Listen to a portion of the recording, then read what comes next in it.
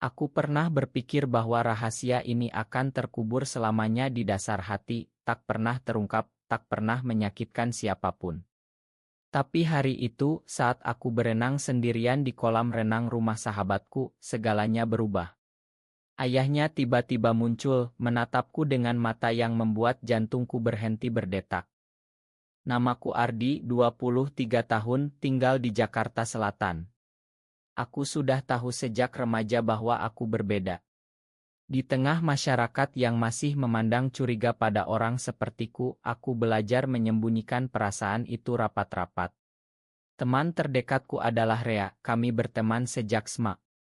Rumahnya besar, ada kolam renang pribadi di belakang, tempat kami sering menghabiskan akhir pekan. Rea tahu sedikit tentang orientasiku, tapi kami tak pernah membahas mendalam.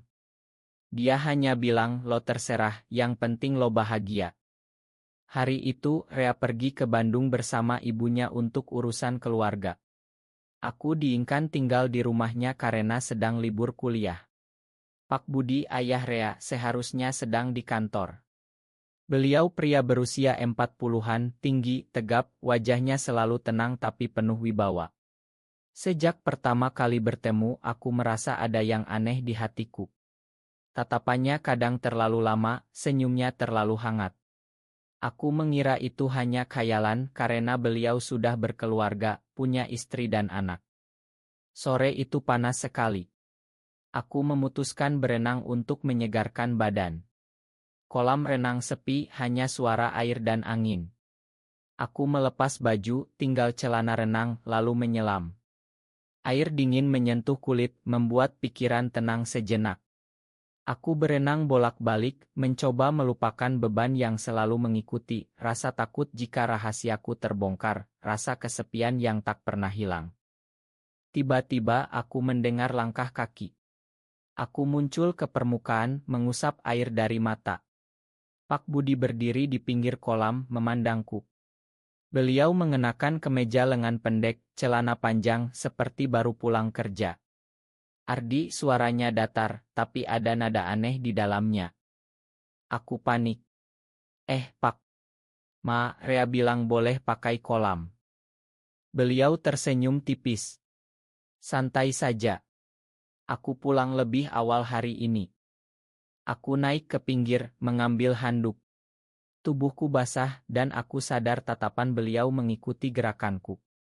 Hati berdegup kencang. Apa beliau tahu? Apa beliau curiga? Pikiran buruk berputar, jika beliau marah, jika beliau cerita ke Rea, jika semua orang tahu. Pak Budi duduk di kursi pinggir kolam. Duduk sini, Ardi. Ngobrol bentar. Aku patuh, meski tangan gemetar. Kami bicara hal ringan, kuliahku, pekerjaan beliau. Tapi semakin lama, tatapannya semakin dalam. Kamu sering sendirian ya akhir-akhir ini, katanya tiba-tiba. Aku tersedak. Iya, Pak. Biasa aja. Beliau diam sejenak. Aku tahu rasanya menyimpan sesuatu yang berat. Jantungku hampir copot. Apa maksudnya? Aku menatapnya, mencari jawaban di matanya. Ada sesuatu di sana, kelembutan yang tak biasa, seperti beliau juga sedang berjuang dengan rahasia sendiri. Malam itu aku tak bisa tidur. Pikiranku penuh dengan wajah Pak Budi. Aku tahu ini salah, tapi perasaan itu semakin kuat. Besoknya, Rea masih belum pulang. Pak Budi mengajakku makan malam di rumah. Hanya kami berdua. Obrolan semakin dalam tentang kehidupan, tentang pilihan yang sulit. Aku pernah merasa seperti kamu, katanya pelan saat kami di teras menghadap kolam. Aku terkejut. Maksud Pak? Beliau menatap air kolam yang tenang. Dulu sebelum menikah, aku juga bingung dengan perasaanku. Dunia seolah berhenti. Pak Budi. Sama sepertiku. Aku tak berani bertanya lebih lanjut, tapi hati berbisik, mungkin aku tidak sendirian. Hari-hari berikutnya terasa seperti mimpi yang rapuh. Rea pulang dari Bandung, tapi aku masih sering ke rumahnya. Alasan klasik, belajar bareng, main game. Tapi sebenarnya aku ingin bertemu Pak Budi. Setiap kali beliau ada di rumah, hati bergetar. Kami tak pernah bicara langsung tentang pengakuan malam itu, tapi tatapan kami berbicara banyak. Aku mulai gelisah. Bagaimana jika ini hanya imajinasiku? Pak Budi sudah punya keluarga bahagia. Istri beliau baik, Rea sahabatku. Aku merasa bersalah setiap kali memikirkan beliau. Tapi perasaan itu tak bisa dibohongi, cinta yang tumbuh diam-diam, penuh rasa takut. Suatu sore, hujan deras mengguyur Jakarta. Rea lagi keluar dengan teman-temannya. Aku tertinggal di rumah karena alasan hujan. Pak Budi di ruang kerja. Aku duduk di ruang tamu, memandang kolam renang yang diguyur air. Pikiranku kacau, aku harus berhenti datang ke sini, harus menjauh sebelum semuanya hancur. Tapi Pak Budi keluar dari ruang kerjanya, membawa 2 gelas teh hangat. Sendirian lagi, tanyanya lembut. Aku mengangguk. Beliau duduk di sebelahku, lebih dekat dari biasanya. Ardi, aku tahu kamu sedang bingung. Aku menunduk. Pak, malam itu apa yang Pak maksud? Beliau diam lama. Aku pernah mencintai seseorang yang sepertimu.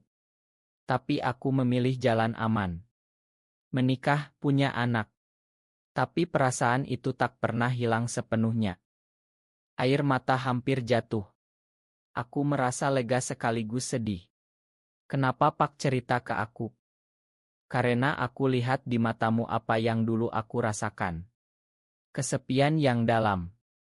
Kami diam, hanya suara hujan. Lalu beliau pegang tanganku pelan. Sentuhannya hangat, membuat tubuhku bergetar. Aku tak menarik tangan. Saat itu aku tahu kami sama-sama terjebak dalam perasaan terlarang. Tapi kebahagiaan itu singkat. Beberapa hari kemudian istri Pak Budi, Burina, mulai curiga.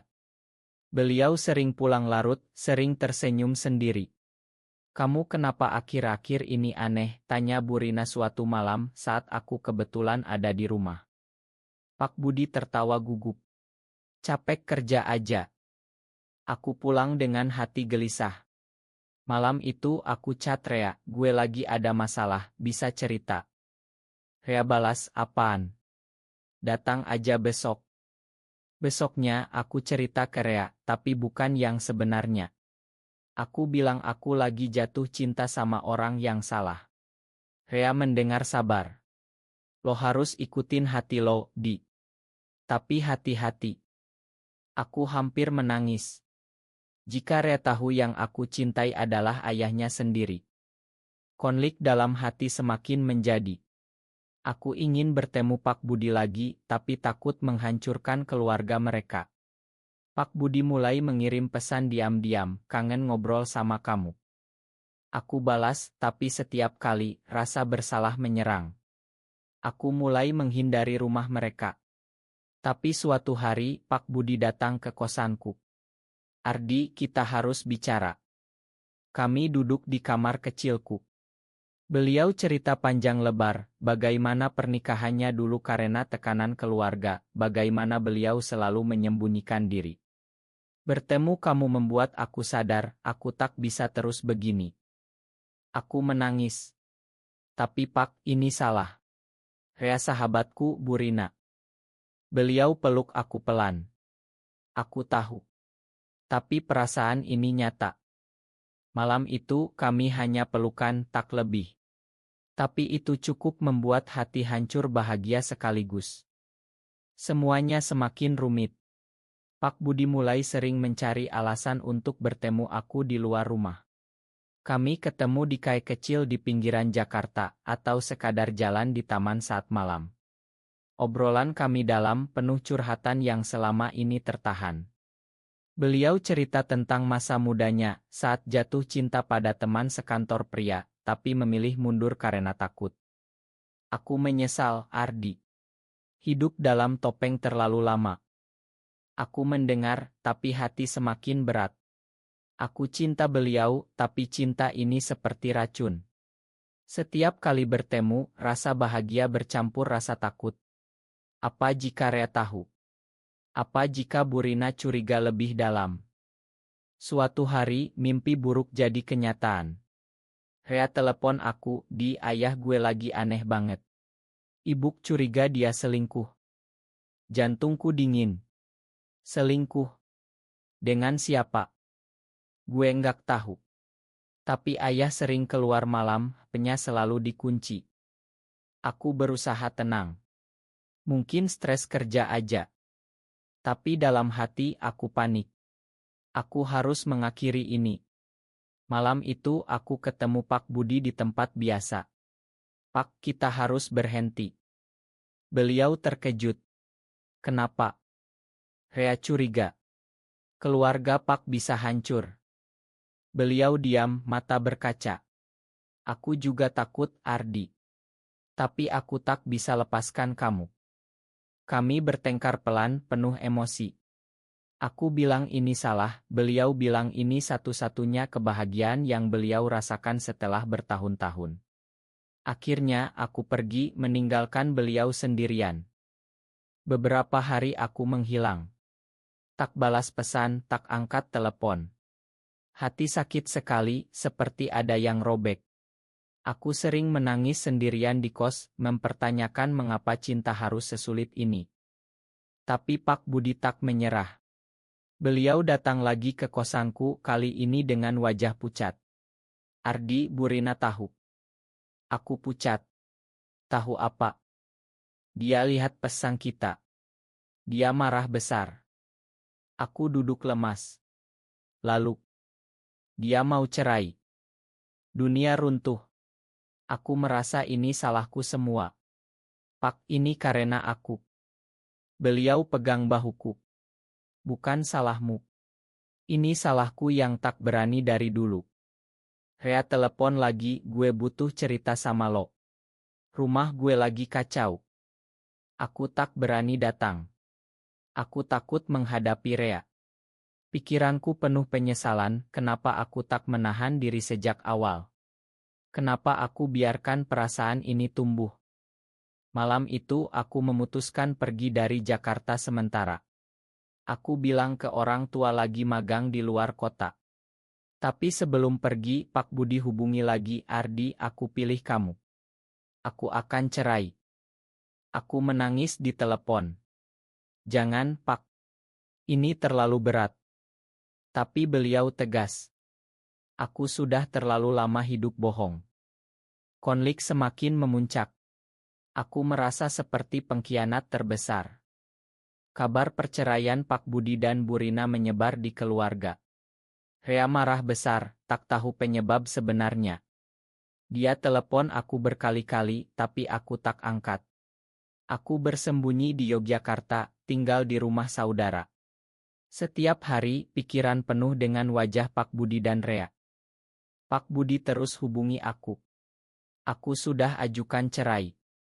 Burina setuju asal aku tak ganggu Rea. Aku balas, Pak, Rea benci aku pasti jika tahu. Beliau, aku akan jelaskan pelan-pelan. Tapi semuanya semakin buruk. Rea akhirnya tahu dari ibunya, bukan detail, tapi cukup untuk curiga aku terlibat.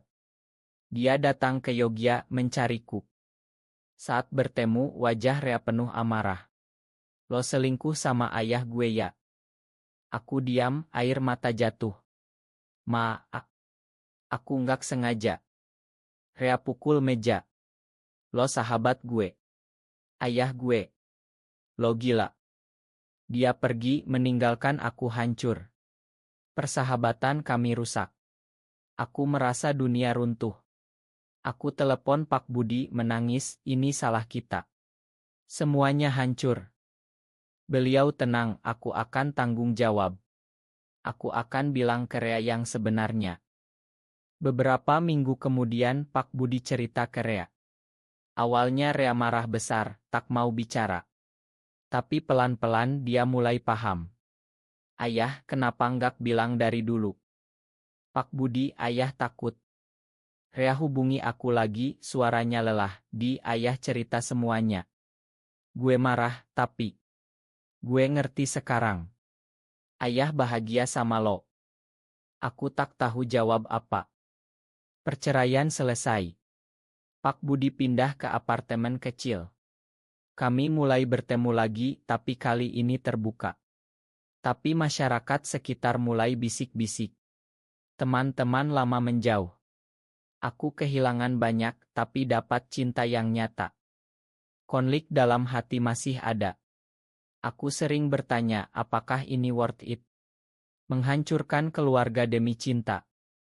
Pak Budi selalu bilang, cinta sejati butuh pengorbanan. Tapi pengorbanan itu berat sekali. Tahun berganti, tapi luka masih ada. Rea pelan-pelan menerima, meski hubungan kami tak sama lagi. Dia bilang gue nggak bisa bilang selamat, tapi gue nggak benci lo lagi.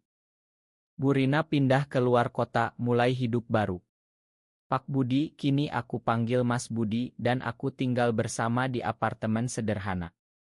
Kami hidup tenang, jauh dari gosip. Tapi masyarakat Indonesia tak selalu ramah. Kami sering dapat tatapan aneh, komentar sinis. Suatu hari di masjid ada yang bisik, itu pasangan sesama jenis. Hati sakit, tapi kami saling pegang tangan. Aku mulai aktif di komunitas kecil di Jakarta, berbagi cerita. Banyak yang sama sepertiku menyembunyikan diri karena takut. Aku sadar, perjuangan ini panjang. Mas Budi sering bilang, aku menyesal telat sadar, tapi bersyukur ketemu kamu. Aku jawab, aku juga, meski banyak yang hilang. Kami sering ke kolam renang umum, tempat kami dulu bertemu rahasia. Kini terbuka, meski tak berani pegangan tangan di depan orang. Suatu malam, kami duduk di balkon. Ardi, kamu bahagia? Tanyanya. Aku diam lama. Bahagia, tapi ada luka yang tak hilang. Beliau peluk aku. Itu bagian dari cinta kita. Aku mulai menulis cerita ini untuk melepas beban. Mungkin ada yang jude, mungkin ada yang paham. Tapi ini kisah nyata kami. Kini, setelah semua badai, kami menemukan kedamaian. Mas Budi pensiun dini, kami pindah ke Bali, tempat lebih toleran. Rumah kecil dekat pantai, bukan kolam renang lagi. Rea datang berkunjung kadang-kadang. Hubungan pelan-pelan pulih. Ayah bahagia sekarang, katanya suatu hari. Aku tersenyum. Kamu juga harus bahagia, A. Kami belajar menerima, cinta tak selalu mudah, terutama di negeri seperti Indonesia. Tapi cinta sejati memberi kekuatan. Aku sering memandang laut, mengingat hari di kolam renang itu. Saat itu aku takut, tapi kini aku bersyukur. Karena dari sana aku temukan seseorang yang mengerti aku sepenuhnya. Pesan dari kisah ini, jangan takut jadi diri sendiri, meski dunia belum siap. Cinta akan temukan jalan asal kita berani. Kami hidup sederhana, tapi penuh kasih. Tak ada lagi rahasia, tak ada lagi topeng. Hanya kami berdua menghadapi dunia bersama. Dan itu cukup.